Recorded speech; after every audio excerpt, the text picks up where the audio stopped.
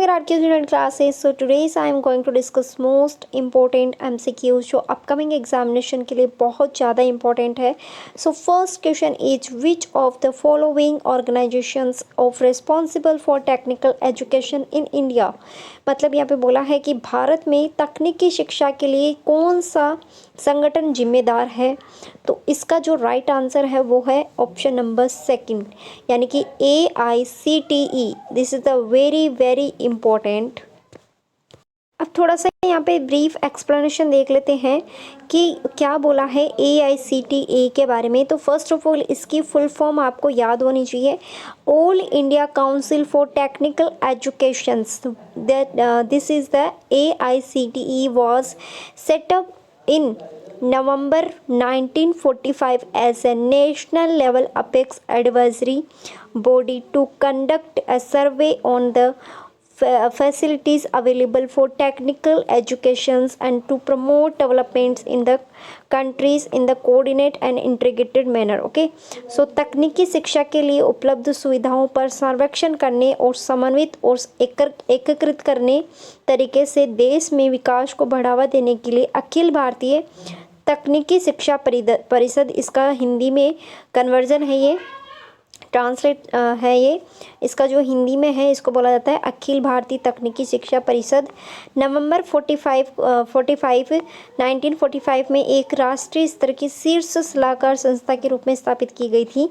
This is the most important. इसको आप very very important मानना, ये आपके लिए बहुत ज़्यादा इंपॉर्टेंट क्वेश्चन है. Okay, next question.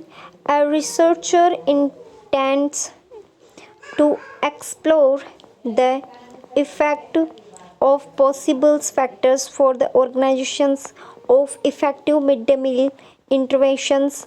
Which research methods will be most appropriate for this study? Okay, so अगर हम किसी मिड डे मील इंटरवेंशन की यहाँ पे स्टडी कर रहे हैं तो वो कौन सी रिसर्च में आएगा. तो यहाँ पर जैसे कि सपोज दैट कि यहाँ पर जो इसका आंसर है वो मैं आपको बता देती हूँ. Ex post facto research.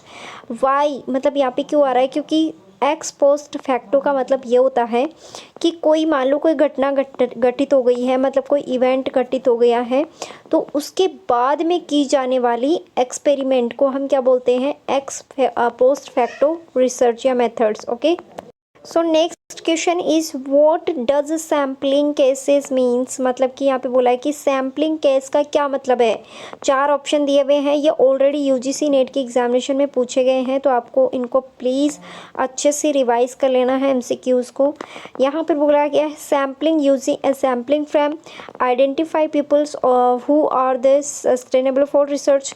यहाँ पर आपको एक ऑप्शन करेक्ट बताना है, जो कि मैं आपको बता देती हूँ यहाँ पर कि जो ऑप्शन है इसका राइट होगा sampling people newspaper television programme. Why, क्योंकि यहाँ पर बोला है सैम्पलिंग केस, और सैम्पलिंग केस के बारे में यहाँ पर सिर्फ और सिर्फ यही मतलब है कि नमूना लेना, यानी कि किसी भी किसी भी चीज़ का हम सैम्पलिंग लेते हैं उसको हम बोलते हैं सैम्पलिंग केस.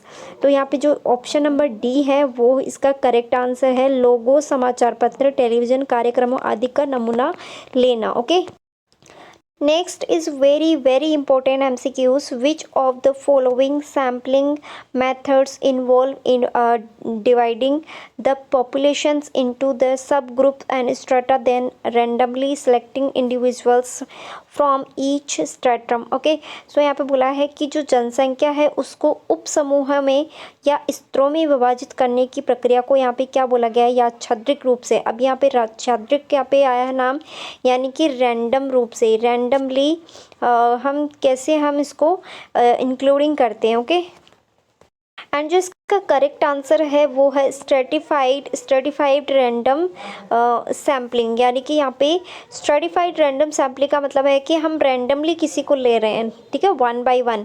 और इसका एक्सप्लेनेशन भी देख लेते हैं. That means the sampling methods that involves dividing population into the subgroup strata, then the randomly selecting individuals from each stratum.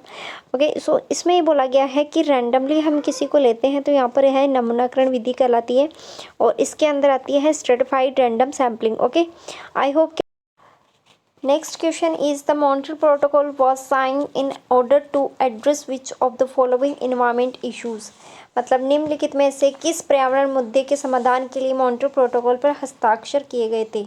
सो जो इसका राइट आंसर है वो है depletion of ozone of in the stratospheres. Next question is the protections of from the ultraviolet radiations as envisaged under the Montreal Protocol also contributed to following SDGs. It means that Montreal Protocol के तहत परिकल्पित पराबैंगनी विकिरणों से सुरक्षित SDGs पालन करने में योगदान देती है। तो जो क्वेश्चन का जो राइट आंसर है वो है ऑप्शन नंबर ए, यानी कि SDGs 3, 11, 14 and 15। Okay, so this is very important MCQs for upcoming examination and UGC NET. If you want a notes, current affairs and solved papers, so send message on WhatsApp. Link आपको description में box में मिल जाएगा। So thank you so much, मिलते हैं next video lecture में।